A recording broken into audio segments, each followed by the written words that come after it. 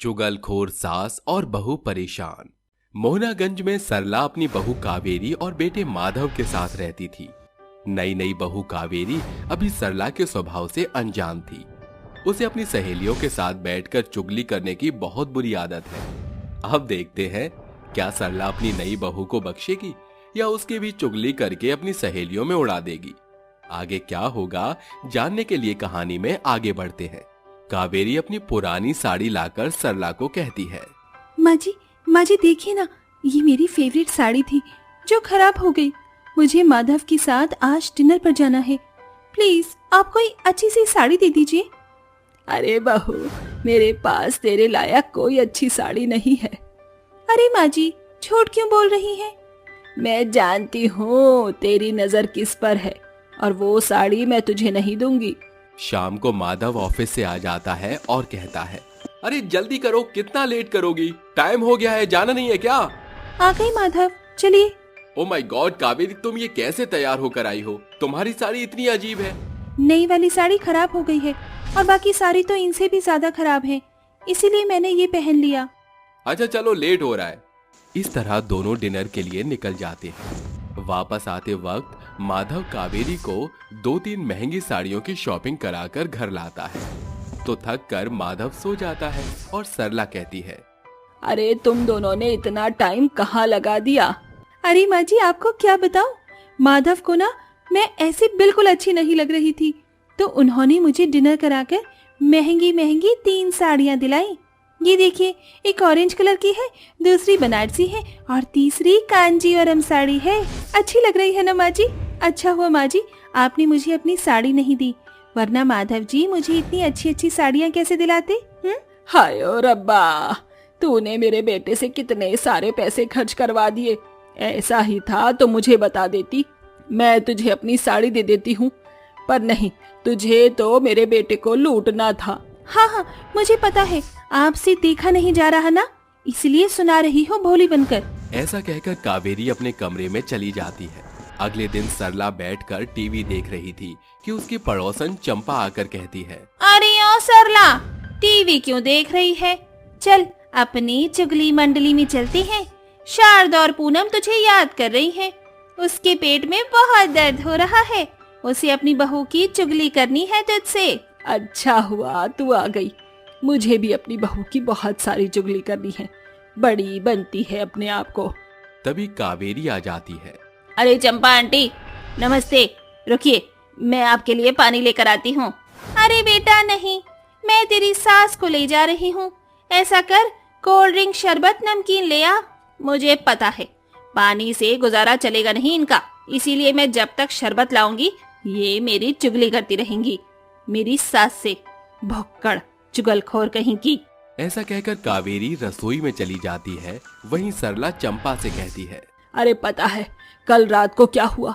मेरी बहू डिनर पर गई थी। मैंने कहा बहू मेरी साड़ी पहन ले, तो नहीं मानी और फिर मेरे बेटे के साथ गई, महंगी महंगी साड़ी ले आई और फिर मुझे भी दिखाने लग गई। अरे मैया, तेरी बहू बड़ी चंट निकली, तेरे बेटे को बहुत कंट्रोल करके रखती है और तेरी तो एक भी नहीं सुनती होगी। सही बोली तू, मैं तो अपनी बहू से बड़ी परेशान हूँ। सरला और चंपा की ये बातें कावेरी सुन लेती है और कहती है, कैसे मेरी चुगली कर रही है और वो भी सच नहीं बता रही।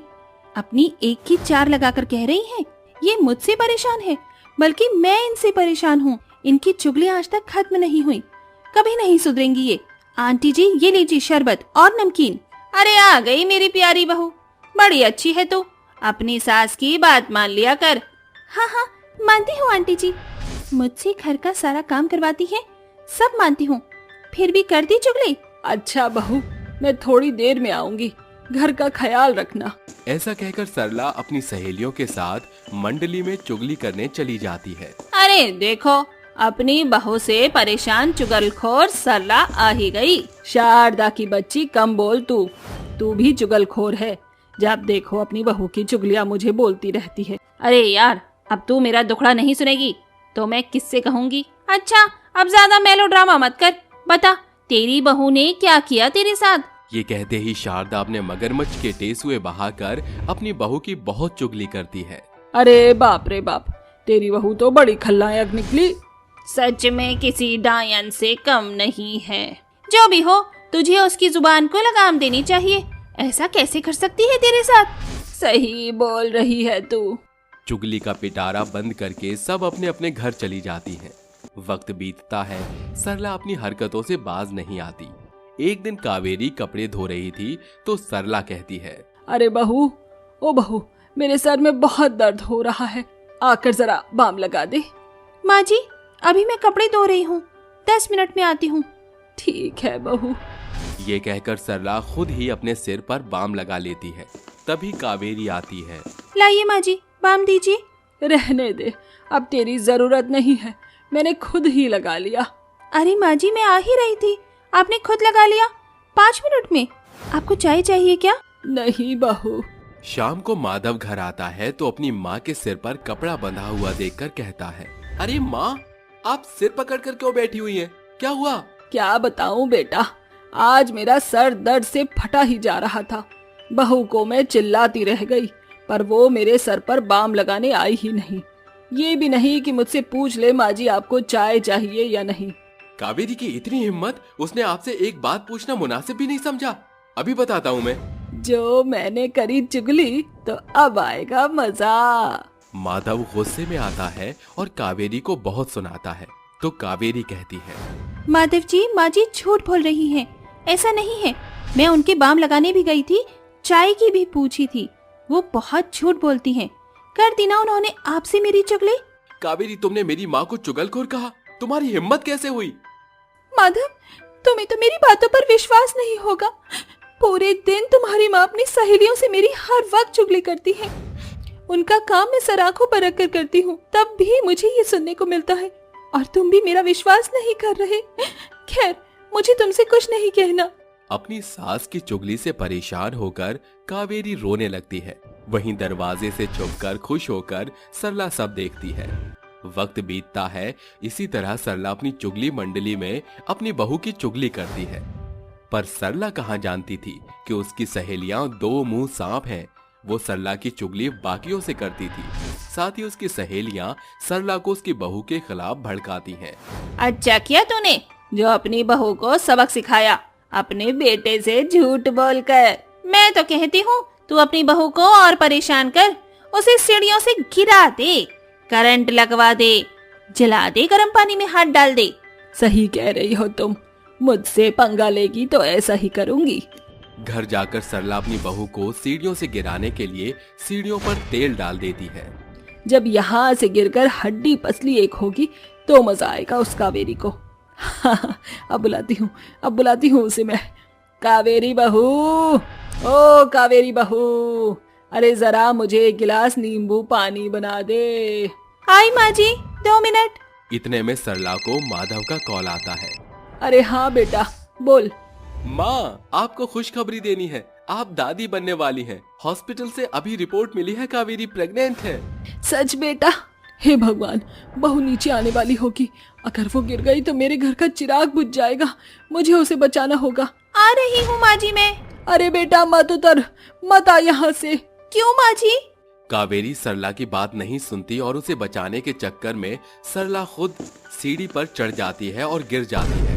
तभी कावेरी उसे हॉस्पिटल ले जाती है, जहाँ सरला को कमर में चोट आ जाती है। और कावेरी कहती है, माँ जी आप ऊपर क्यों आई? मैं आ रही थी ना नीचे। नहीं बेटा, ये तेरे लिए ठीक नहीं था। तू ठीक तो है ना बहू? मुझे माफ कर दे, मैं तुझे गिराने के लिए अपनी सहेलियों की बातों में आ गई। बाद में मुझे समझ आया कि उन्होंने तेरे मेरे बीच में फूट डाल दी है।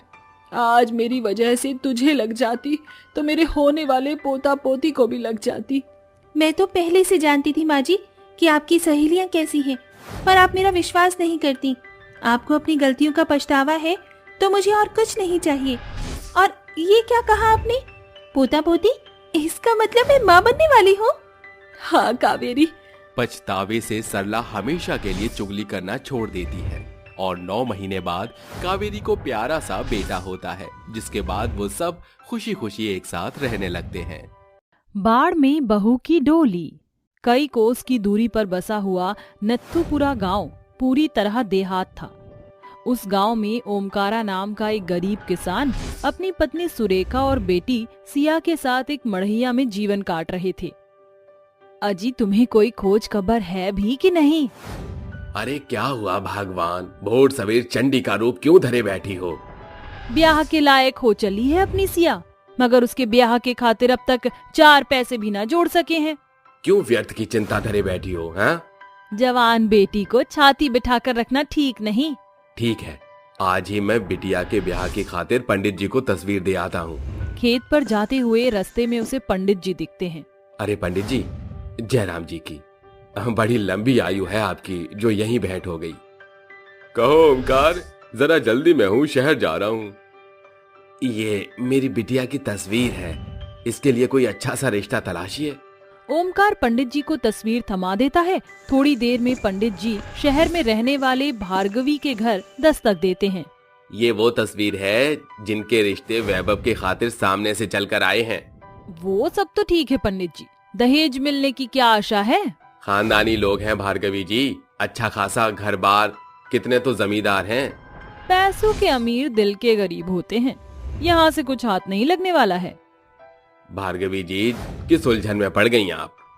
कुछ नहीं पंडित जी, ये लड़कियां मेरे बेटे के संग कुछ जचेंगी नहीं। अब तो अंतिम एक ही तस्वीर बची है, मगर उनका और आपका तालमेल बैठेगा नहीं। अरे लड़की की सूरत तो दिखाइए। पंडित जी जैसे ही तस्वीर दिखाते हैं, वैभव पहली ही नजर में सिया के रूप का कायल हो जाता है। बड़े ही गरीब घर की बेटी है। पंडित जी, भगवान की कृपा से हमें धन धान की कोई घटी नहीं, हमारी कोई मांग नहीं है ना माँ? हाँ मेरे लाल, तेरी खुशी में ही मेरी खुशी है। अब तो मेरी झोली इसी गरीब बेटी के बाप के घर में ही भरेगी, क्योंकि जितना देने का जिगरा एक गरीब में होता है, वो हम जैसे रईसों के भीतर कहाँ। अगली भोर माँ बेटे पूरी तैयारी के साथ गाड़ी में सवार होकर रवाना होते हैं। तभी आसमान बरसाती बादलों से घिराता है। थोड़ी देर में दोनों वहाँ आ पहुँचते हैं, जहाँ दरवाजे पर खड़ा ओमकार हाथ जोड़े कहता है, इस गरीब की कुटिया में आपका स्वागत है। सिया और वैभव पहली ही नजर में एक दूसरे को जीवन साथी के रूप में चुन लेते हैं। जिसके बाद लालच से मांदी हुई भार्गवी कहती है, बच्चों की मर्जी तो उनकी आंखों से झलक ही रही है, अब जरा हम बड़े भी बात कर ले। हाँ समधन जी, चलिए बगल वाली कोठरी में चलकर बात कर लेते हैं। देखिए भाई साहब, मेरा एक उसूल है, साफ कहना सुखी रहना। शहर में हमारा बहुत नाम और रुतबा है, वैभव के खातिर सैकड़ों रिश्ते कतार में लगे हैं, मगर जैसी गुनी बहू तलाश मुझे थी, वो आपकी बेटी में कूट कूट कर भरी है। ये तो आपका बड़प्पन है। तो ठीक है, दहेज के तौर पर आप सिर्फ हमें मोटा मोटा 10 लाख रुपए और बारातियों का पुख्ता इंतजाम और घर का सामान तो सभी देते ही हैं। इतनी बड़ी रकम सुनकर ओमकार की आंत मानो बाहर आने को हो रही थी। वह लड़खड़ाते स्वर में कहता है, समधन जी, इतनी भारी रकम मैं गरीब कहाँ से जोड़ूंगा? सोच लीजिए ओमकार भाई साहब, आपकी बेटी मेरे घर आकर राज भोगेगी। बेटी के खुशहाल ससुराल के किस्से सुनकर मुंह में ओमकार भार्गवी की सभी मांग में हामी भर देता है और भार्गवी अपने घर लौट आती है। उस रात मॉनसून मानो बेबसी के आंसू बरसा रहा था। ओमकार की आंखों से आंसू के फुहार बरसात के साथ ही बह रहे थे। छत जगह जगह से चू रही थी। हे भोले भंडारी, ये कैसा विघ्न है? अचानक उसकी सिसकियां बगल में सो रही सुरेखा के कान में पड़ते ही वह उठ बैठती है। क्या हुआ जी, आप रो क्यों रहे हैं? ओमकार रोते हुए सुरेखा को सारी बात कह डालता है। क्या? इतनी बड़ी रकम हम अदा कहाँ से करेंगे? एक तो इतनी कम घड़ी में ब्याह नाद दिया है, बरसात में कमाई का कोई जरिया नहीं, हर बरस सावन भादों में प्रचंड बेरोजगारी से जूझते हैं, ऐसे में बेटी की डोली कैसे उठेगी? एक बाप की ये इच्छा होती है कि उसकी बेटी को अच्छा वर और घर मिले, चाहे अपनी बेटी की डोली उठाने में अगर बाल बाल भी बिक जाए तो भी इस बाप के कदम पीछे नहीं हटेंगे। कुछ ही वक्त के पड़ाव के बाद शादी का दिन आता है। ओमकार दहेज का सारा बंदोबस्त कर लेता है। ये सब कैसे किया आपने? मैंने अपना सारा खेत बेच दिया सुरेखा, और अभी ये घर भी हमारा नहीं रहा। बेटी की डोली उठने की खातिर आपने पुरखों की जमीन तक बेच दी। ये नहीं सोचा कि भरी बरसात में बेटी की विदाई के बाद हम कहाँ जाएंगे? जहाँ ईश्वर ले जाए। थोड़ी ही देर में शादी का कार्यक्रम शुरू होता है कि आसमान में मानसूनी बादल छाने के साथ झमाझम बरसात शुरू हो जाती है, जिसे देख भार्गवी कहती है, अरे ये ऐसा घटिया बंदोबस्त किया है तुमने, एक ढंग का पंडाल तक नहीं बन पड़ा तुमसे। बात को बिगड़ते देख ओमकार भार्गवी के सामने अपनी पगड़ी धरते हुए कहता है, समधन जी, डोली और कहार द्वार पर खड़े हैं, फेरे भी पड़ चुके हैं। अब मेरी बेटी पूरे तौर पर आपकी अमानत बन चुकी है। ये रही दहेज की रकम। बहू, डोली में बैठ जा। वो गांव के रास्ते कच्चे हैं ना, ज्यादा जनों का कार में सवार होना खतरा बन सकता है। जा जाकर डोली में बैठ जा। भोली भाली सिया डोली में चढ़कर बैठ जाती है और भरी बरसात में अपने मायके से विदा लेती है। कहार बारिश में भीगते हुए गाड़ी के पीछे पीछे डोली कंधे पर धरकर चलने लगते हैं। तभी भार्गवी कहती है, गाड़ी की रफ्तार तेज कर दो। आप गाड़ी की रफ्तार तेज क्यों कर रहे हैं? जानती है ना, कहार की रफ्तार ज्यादा तेज नहीं है। वह वैभव को बहला फुसला कर चुप करा लेती है और दोनों अचानक ओझल हो जाते हैं। अब बरसात भी भीषण बाढ़ और तूफान में ढलती जा रही थी। अरे ये दूल्हा और दूल्हे की माँ कहाँ गायब हो गई? बाढ़ का प्रकोप बढ़ता ही जा रहा है, हमको जल्दी डोली को सही पते पर पहुँचाना होगा। डोली में बैठी सिया के मन में अनेकों सवाल उमड़ रहे थे। तूफान अपने चरम सीमा पर आ चुका था, जिसके चलते डोली का ऊपरी हिस्सा टूट जाता है और बरसात का पानी डोली में भरने लगता है। सभी कहार उफनते बाढ़ के पानी को देख डोली को बीच रास्ते में छोड़कर भाग चलते हैं। अरे ठहरो जरा, अब इन्हें और माँ जी को कहाँ खोजूं? बाढ़ ने पूरे रास्ते को अपनी जकड़न में ले लिया है। ऐसे में टायर के छाप भी धूमिल हो चुके हैं।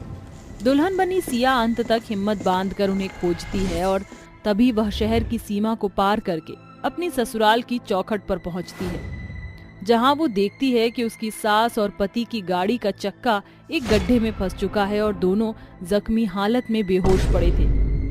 माँ जी, वैभव जी, आंखें खोलिए। हे भगवान, बाढ़ ने इनका क्या हश्र कर दिया है। मुझे उन्हें लेकर सुरक्षित स्थान पर जाना होगा। बाढ़ का बढ़ता हुआ जलस्तर देखकर दुल्हन सिया दोनों को एकाएक बाहर निकालती है। तभी दोनों को होश आता है, जहां रेस्क्यू ऑपरेशन के द्वारा बाढ़ के बीच फंसे लोगों को बचाया जाता है। अब बरसात थम चुकी थी, मगर भार्गवी की आंखों से पछतावे की फुहार लगातार बरसती ही जा रही थी। बहू, अपने इस लोभी लालची सास को माफ कर दे। मैंने जानबूझकर तेरी डोली को बाढ़ के बीच छोड़ दिया था ताकि तुझसे पल्ला झाड़ सकूं। शायद उसी का फल ईश्वर ने इस बाढ़ के द्वारा मेरा सब कुछ छीन कर लिया है। कुछ दिनों के बाद रेस्क्यू टीम द्वारा बाढ़ पर काबू पाया जाता है, जिसके बाद भार्गवी अपनी नई नवेली बहू का बाढ़ के प्रकोप से ग्रसित घर में तहे दिल से स्वागत करती है। विकलांग सास की फौजी बहू। कलावती अपने बेटे सौरभ की शादी बबीता नाम की एक लड़की से करके उसे अपने घर ले जाती है। कलावती एक पैर से विकलांग थी। एक दुर्घटना की वजह से उसका पैर खराब हो गया था। तब से कलावती अपने केवल एक ही पैर के सहारे से चल पाती थी और दूसरी तरफ बैसाखी का सहारा लेती थी। लेकिन उसने कभी भी हिम्मत नहीं हारी और अपने बेटे को एक फौजी बनाया और बबीता से अपने बेटे की शादी करवा दी। शादी के बाद बबीता घर की सभी जिम्मेदारियों को अच्छे से संभाल लेती है, लेकिन शादी के कुछ ही दिनों में सौरभ बॉर्डर पर पहुंच जाता है और एक दिन बबीता अपनी सास कलावती से कहती है, अरे माँ जी, आपने अपने बेटे को बॉर्डर पर भेज तो दिया है, पर मैं यहाँ अकेले क्या करूँ? मेरा यहाँ अकेले मन नहीं लग रहा। भला मैं कब तक ऐसे अकेले रहूंगी? नई शादी के बाद पति पत्नी एक साथ कुछ वक्त गुजारते हैं और मेरा पति परमेश्वर तो बॉर्डर पर चला गया है। अरे बहू, तुझे तो अपने ऊपर घमंड होना चाहिए। अच्छा महसूस होना चाहिए कि तेरा पति एक फौजी है। तू जानती है बहू, तू कितनी खुश नसीब है। वो लड़कियां जिनकी शादी एक फौजी से होती है, वो बहुत खुश नसीब होती है। अरे मैं तो अपने पिताजी से जिद करती ही रह गई, लेकिन उन्होंने मेरी शादी फौजी से करवाई ही नहीं। अरे अच्छा हुआ माँ जी जो आपकी शादी फौजी से नहीं हुई, नहीं तो आप भी अपनी जवानी में मेरी ही तरह तड़पती रहती। ऐसा मत सोच बहू, ये सोच कि तेरा पति अपनी जान दांव पर लगाकर कितने लोगों की जान बचा रहा है। एक फौजी बॉर्डर पर कई लोगों की जिंदगी बचाने के लिए अपनी जिंदगी को अपनी हथेली पर रखकर खड़ा होता है। अरे माँ जी, मैं जब भी आपके सामने उनके बारे में बात करने लगती हूँ, आपके अंदर की देशभक्ति निकलकर बाहर आ जाती है। अरे कभी तो मेरी भावनाओं को समझा करो। हाँ हाँ, सब समझ रही हूँ। एक काम कर, सौरभ को एक चिट्ठी भेज दे और उसे छुट्टियाँ लेकर आने के लिए कह दे। वैसे भी अभी उसकी शादी हुई है, क्या पता उसे छुट्टियाँ मिल जाए। कलावती की बात मानकर बबीता बहुत खुश होती है और बिना समय खराब किए सौरभ को एक चिट्ठी भेज देती है। ऐसे ही कुछ दिन बीत जाते हैं, जिसके बाद एक दिन बबीता रसोई में खाना बनाते हुए अपने मन में सोचने लगती है, अरे कितने दिन हो गए चिट्ठी भेजे हुए, क्या सौरभ मेरी जरा भी फिक्र नहीं करते? उन्होंने तो मुझे एक भी खत नहीं लिखा। ऐसा सोचकर बबीता उदास होने लगती है कि तभी दरवाजे पर किसी के खटखटाने की आवाज सुनाई देती है। अरे इस समय कौन होगा? बबीता दरवाजा खोलने जाती है, तभी फिर से दोबारा से दरवाजा खटखटाने लगता है। अरे अरे सब्र करो, आ रही हूँ, खोल रही हूँ। दरवाजा भी बिल्कुल भी इंतजार नहीं होता है क्या? जैसे ही बबीता दरवाजा खोलती है, दरवाजे पर 4 फौजी खड़े होते हैं, जिन्हें देखकर बबीता बहुत खुश होती है। उसे ऐसा लगता है जैसे उसका पति सौरभ खत न भेजकर सीधा उनसे मिलने बॉर्डर से घर ही आ गया है, लेकिन उसे सौरभ कहीं दिखाई नहीं देता। जिसके बाद बबीता उन सभी फौजी से कहती है, अरे भाई साहब, मेरे पति कहीं दिखाई नहीं दे रहे, क्या आप उन्हें लेकर नहीं आए हैं? बबीता के इतना पूछने के बाद वो सभी एक दूसरे की शक्ल देखने लगते हैं। जिसके बाद उनमें से कबीर नाम का एक फौजी बबीता से कहता है, देखिए, ये कहते हुए मुझे बहुत ही अफसोस हो रहा है, लेकिन सौरभ अब इस दुनिया में नहीं रहे। वो बॉर्डर पर जंग लड़ते लड़ते शहीद हो गए हैं। कल उनको इंडिया गेट पर श्रद्धांजलि दी जाएगी।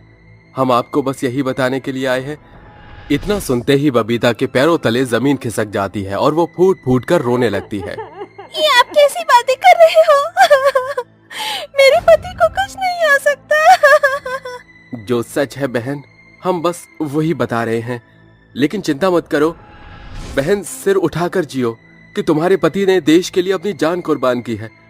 अच्छा, अब हम चलते हैं, कल समय पर पहुंच जाना। इतना कहकर वो सभी फौजी वहां से निकल पड़ते हैं। जिसके बाद बबीता और कलावती का बहुत बुरा हाल हो जाता है। अगले दिन वो दोनों इंडिया गेट पर सौरभ की श्रद्धांजलि पर जाते हैं। ऐसे ही कई दिन तक वो दोनों सास बहू शोक मना रही होती हैं। हे भगवान, मेरी जिंदगी तो बर्बाद हो गई। पहले मेरा पति चला गया, अब मेरा बेटा भी चला गया।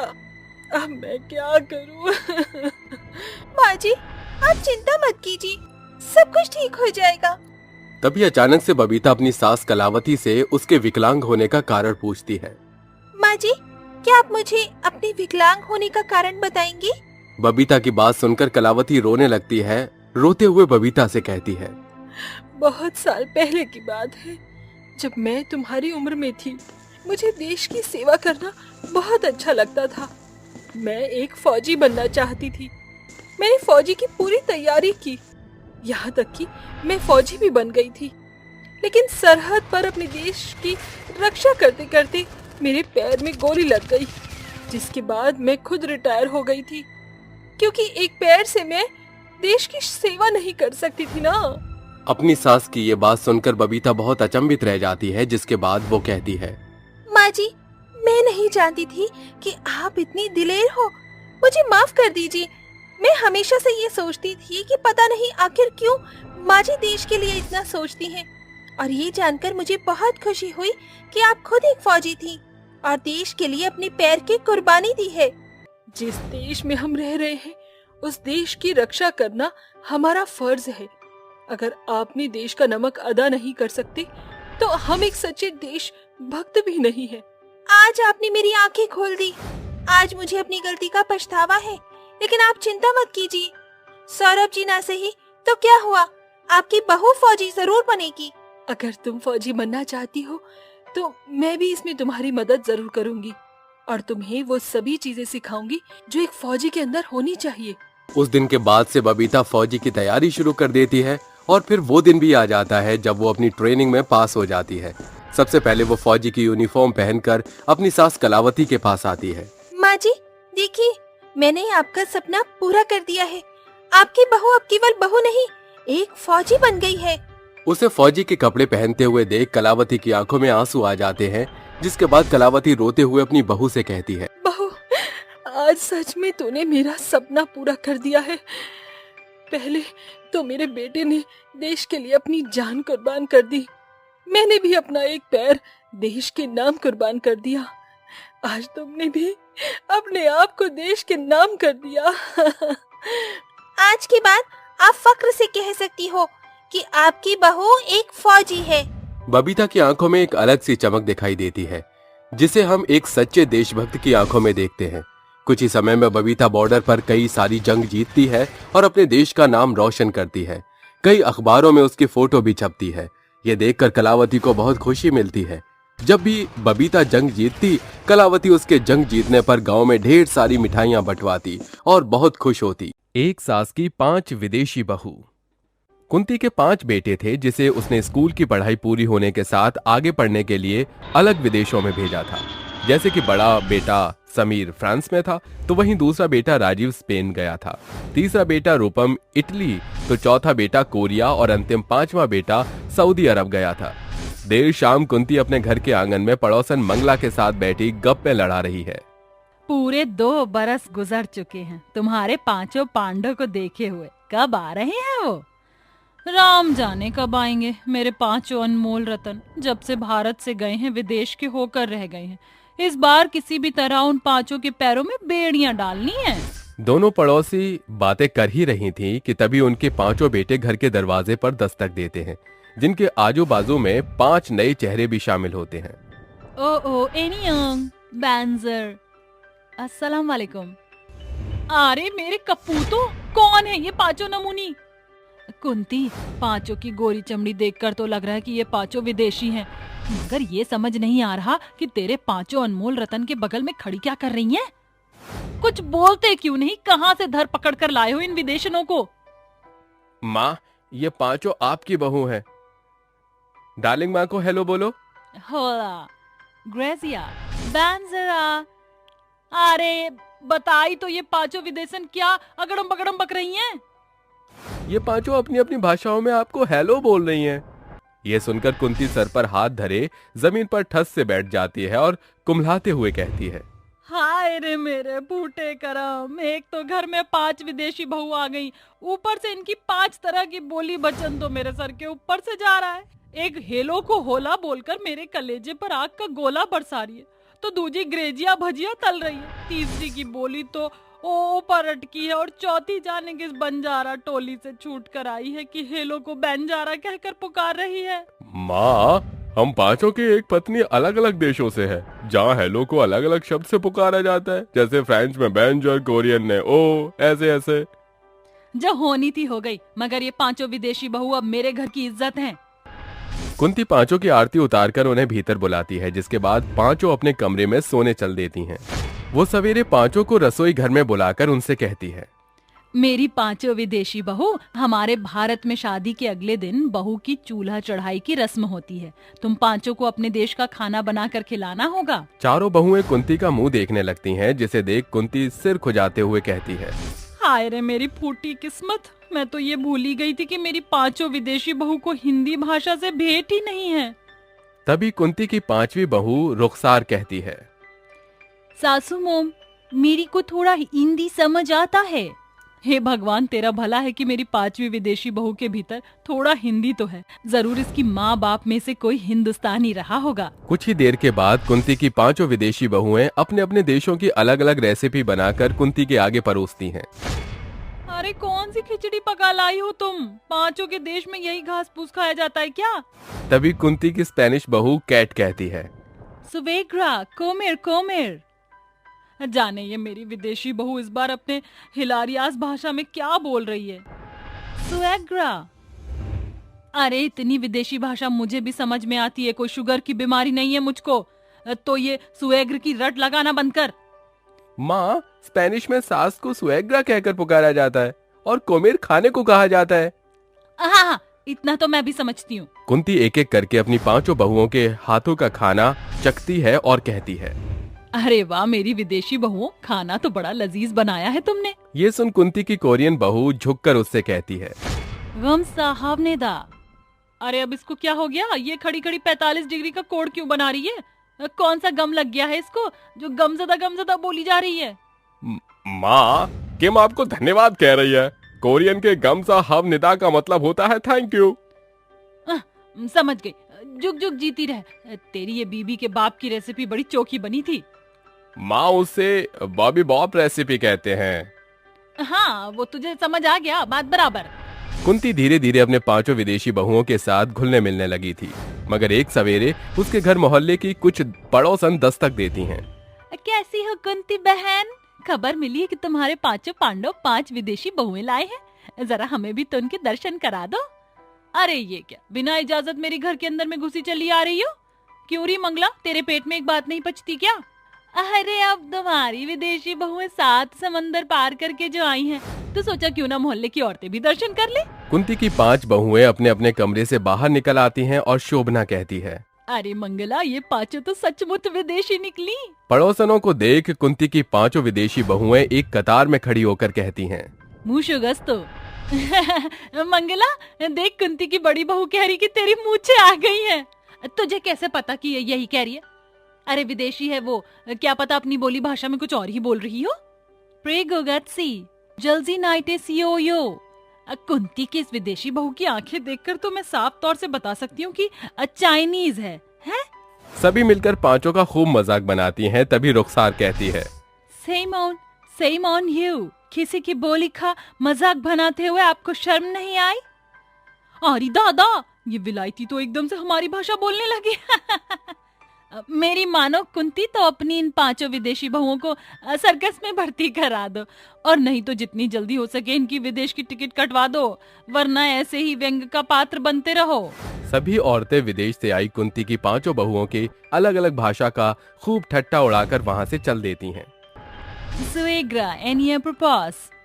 इजाबेल कह रही है कि आप चिंता में क्यों हैं? चिंता तो है।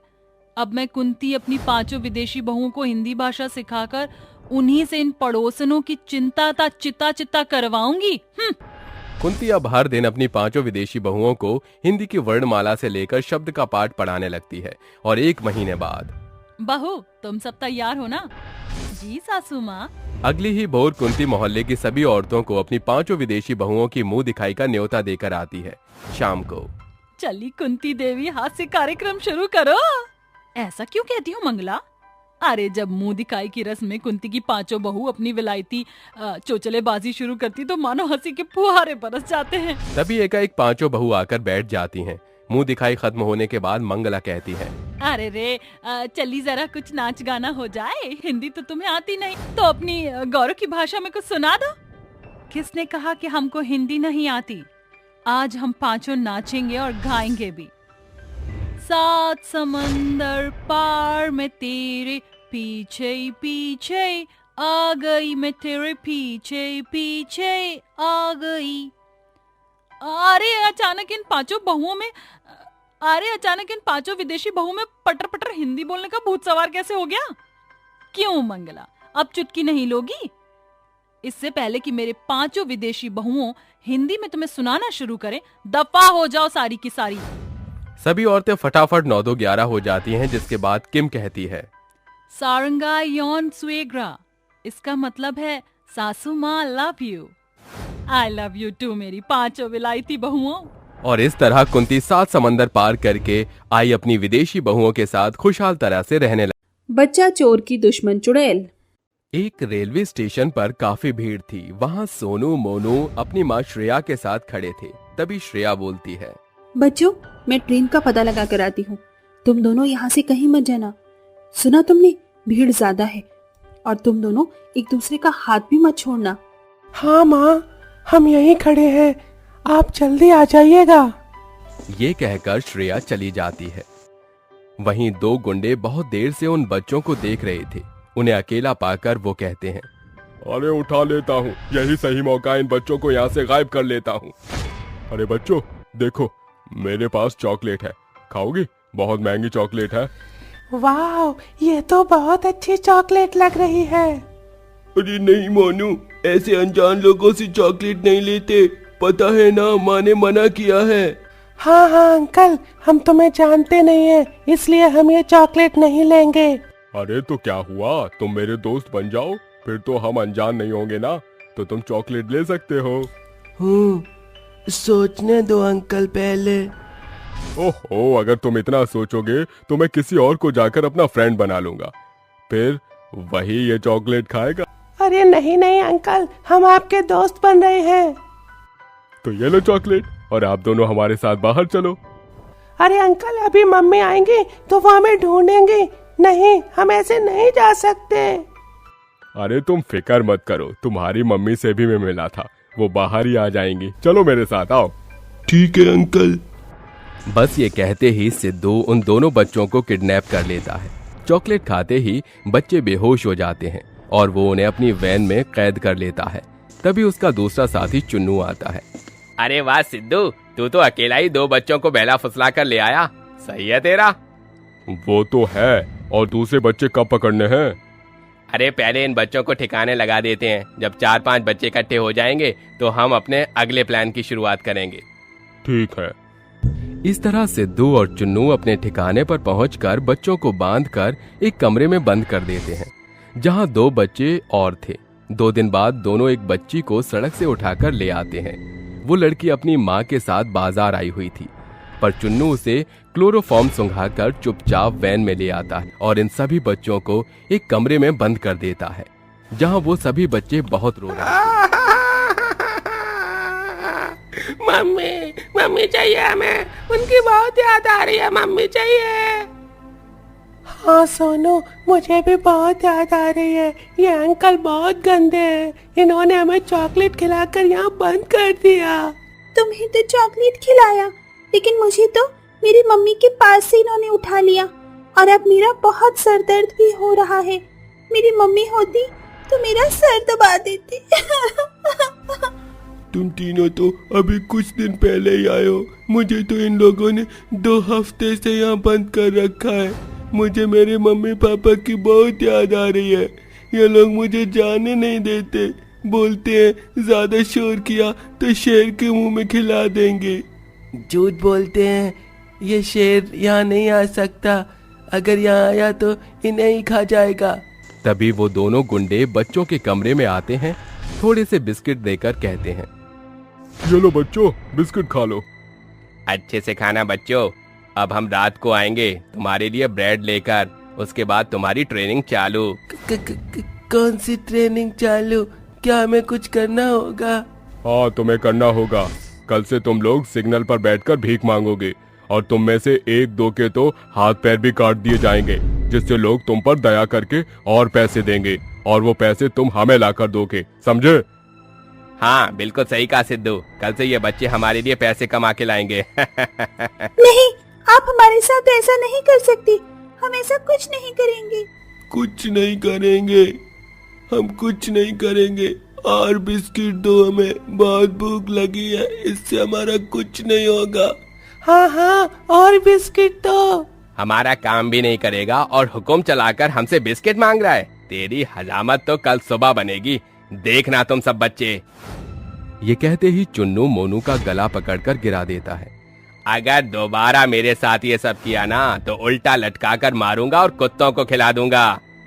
अरे बस कर रे, बच्चों को कितना डराएगा, वरना कल ये हमारी बात नहीं मानेंगे। चले यहाँ से चल। सभी बच्चे रो रहे होते हैं। अगले दिन एक मोटा गंदा आदमी गोटिया हाथ में बड़ा सा चाकू लेकर आता है। लाओ, 2 बच्चों को आगे भेज, उनकी उंगलियां काटनी है, सिग्नल पर बैठाना भी है। फिर नहीं नहीं, हम नहीं जाएंगे, हमें बहुत डर लग रहा है इन अंकल से। नहीं जाना अंकल, हमें छोड़ दो, हमारी मम्मी हमें ढूंढ रही होगी। हमें तो कोई तो बचाओ, हम बच्चे फंसे हुए हैं भगवान जी। मोटा गेंडा आदमी जैसे ही बच्चों को मारने जा रहा था, तभी एक डरावनी चुड़ैल आती है और अपनी शक्तियों से उस मोटे गैंडे को जंजीरों में बांध देती है। साथ ही उन दोनों आदमियों को जमीन पर पटकने लगती है। तुम्हारी हिम्मत भी कैसे हुई बच्चों को हाथ लगाने की और उनसे भीख मंगवाने की? शर्म नहीं आती बच्चों की चोरी करते हुए? अरे हमें शर्म क्यों आएगी? अरे हमारा पेशा है बच्चों को चुराना। हाय लग रही है। अरे अरे छोड़ो हमें। अरे अरे हमारे सड्डे पर चुड़ैल कैसे आ सकती है? अरे पता नहीं भाई, फिलहाल तो कमर 3-4 टुकड़ों में टूट चुकी है। अरे मेरी अभी तक पटकती जा रही है। अरे बचाओ कोई मुझे। बताओ, छोड़ दूं या मार दूं? क्योंकि बच्चों को तुमने बहुत सताया है। पता है इन छोटे बच्चों के मन में कितना डर बैठ गया होगा, इतना कि ये कभी बाहर खेलने भी नहीं जा पाएंगे। अरे तो ये कौन से नए बच्चे हैं? आज से पहले भी तो ऐसा हुआ। जब यहाँ के माहौल में ढलते तो सब माँ बाप को भूल जाते हैं और फिर यही पैसे कमाते हैं भीख मांग कर। तुम्हारे डर और मजबूरी की वजह से ये बच्चे इसी माहौल में ढलने के लिए मजबूर हो जाते हैं। शर्म तो आती नहीं है ना तुम दोनों को? देखो अब मैं तुम्हारा क्या हाल करती हूँ। ये कहते ही चुड़ैल उन दोनों को और पटकती है तो कभी उन्हें चांटे मार मार कर बेहोश कर देती है।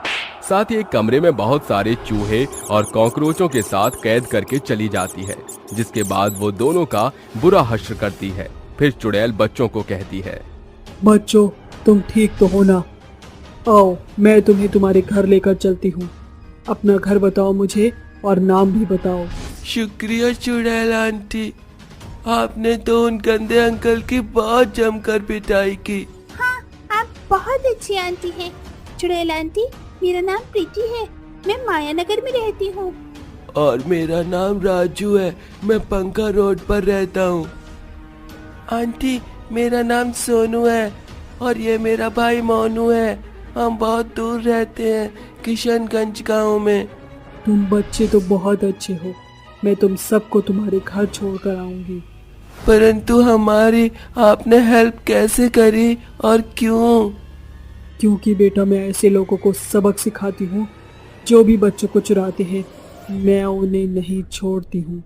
थोड़े समय पहले मेरा भी तुम्हारे तरह बच्चा था, मैं उसे आइसक्रीम खिलाने सड़क पर लाई थी कि एक चोर मेरे बच्चे को उठाकर ले गया। अरे वो चोर मेरा बच्चा उठाकर ले जा रहा है, कोई रोको रोको, छोटा सा बच्चा है, रोको। शिवानी चोर की गाड़ी के पीछे भागती रहती है और उसके अड्डे पर पहुंच जाती है।